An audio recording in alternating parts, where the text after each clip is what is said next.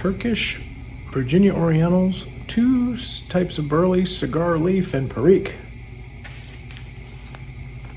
That's what we got up with Dark Horse.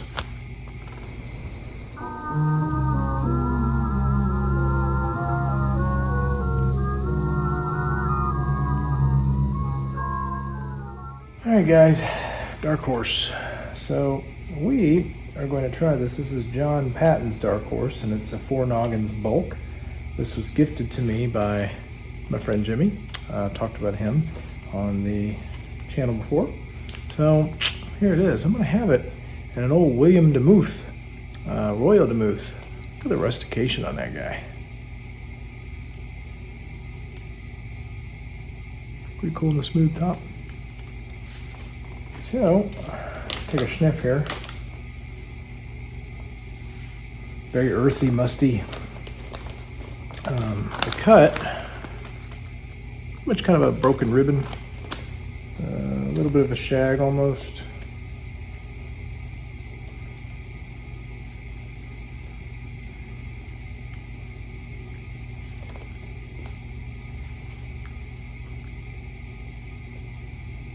Always get a tobacco bit in my with the pre-lit draw. All right, let's see.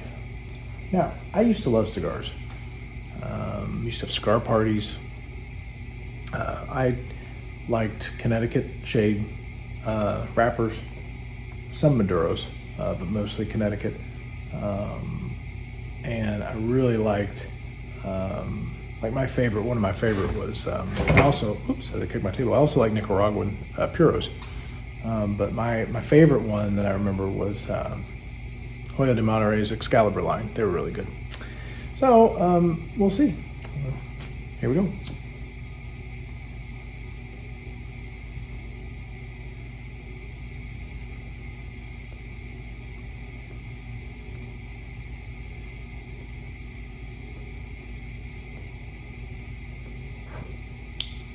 So right off the bat, burns a little hot.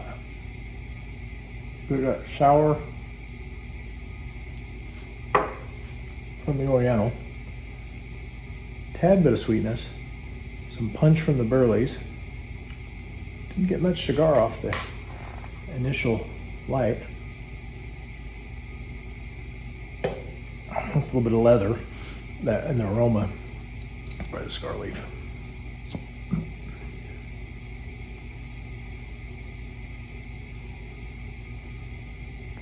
There's a cigar.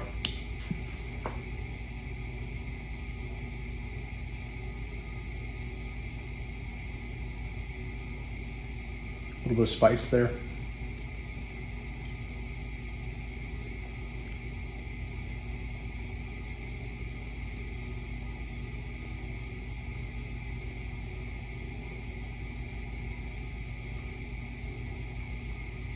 So you're pretty much getting Oriental on top.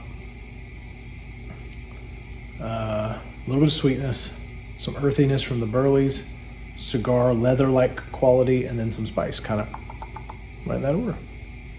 So as usual, I'll go on the journey and stay with me. We'll talk about it in just a second.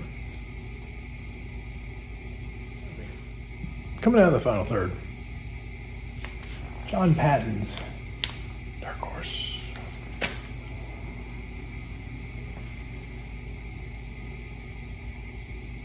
I'm going to say this.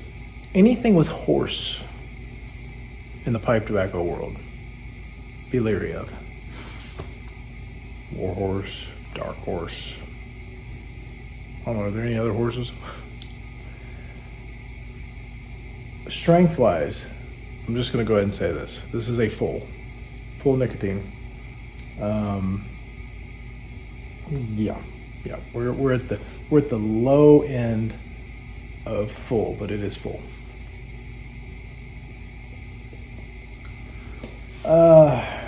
Okay. This to me started off as almost the ingredients in that order. Sour Turkish, a little bit of sweet from the Virginia, some Burleys coming in, cigar that kind of gave it this leather-like quality, and then a little mustiness and spice from the Perique. And it was kind of going like that up until about the middle third. I'm buzzing. The middle third, it kind of shifted to where it was pretty much Turkish Oriental and Burley. The cigar-like quality, at least during that piece, kind of went away. And you were left with that familiar C&D Burley, which their Burley is a much more earthy Burley, pardon me, versus like a nutty Burley. There's nutty quality to it, but it's a much deeper, and it's got a little harsh edge to it. And then the Turkish kept coming in and being so, wow man, I'm spinning, so sour that it wouldn't let the Burley shine all the way. And then the sweetness was pretty well gone by the middle third, as was the cigar leaf. The leather notes were gone, and the spice from the Perique was just kind of hit or miss. A little bit on the retrohale, not much else. So the other thing is there was this overarching quality that began in the middle third.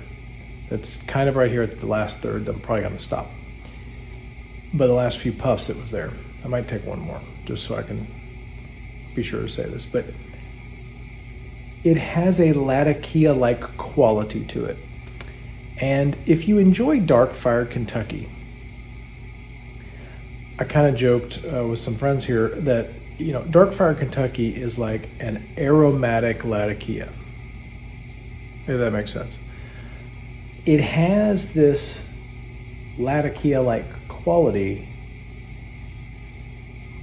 but it's not super smoky and it's not super incensey or anything like that.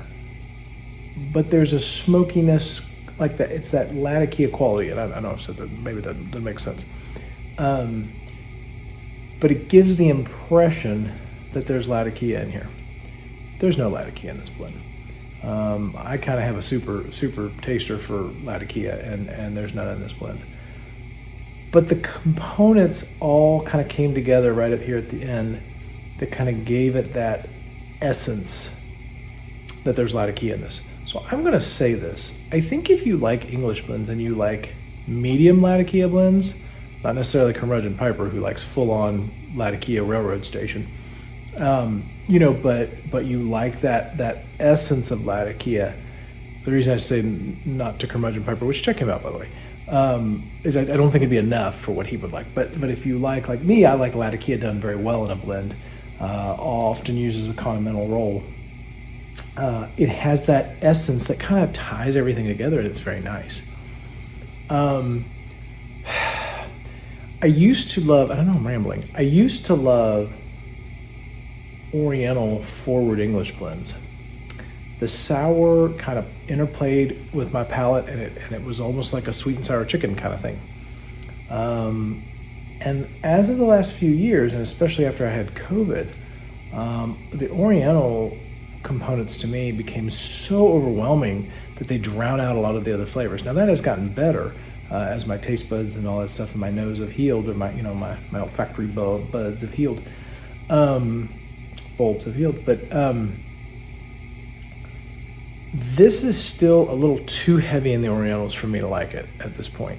I'm going to let this age, and I'm going to see what it does in a jar, because it's good and it's got a lot going on in it. It's a really good sit-down contemplative smoke, definitely after a big meal, because it is full on nicotine.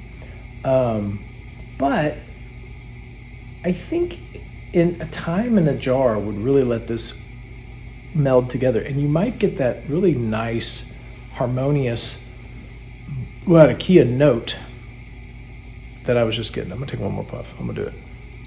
Let's see if I get it.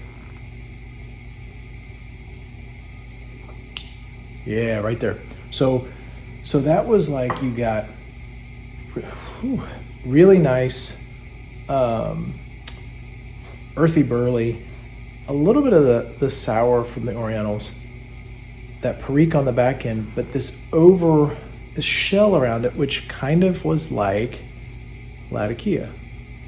So, for what that's worth, all that rambling, I'm going to give it a B, solid B, no more, no less. I think Time in a Jar might bring this up to a B plus, maybe even an A. So, but it is strong. Anything with a horse, war horse, dark horse, whatever, strong tobacco. Okay, thanks for staying with me. We'll see you again soon on the channel.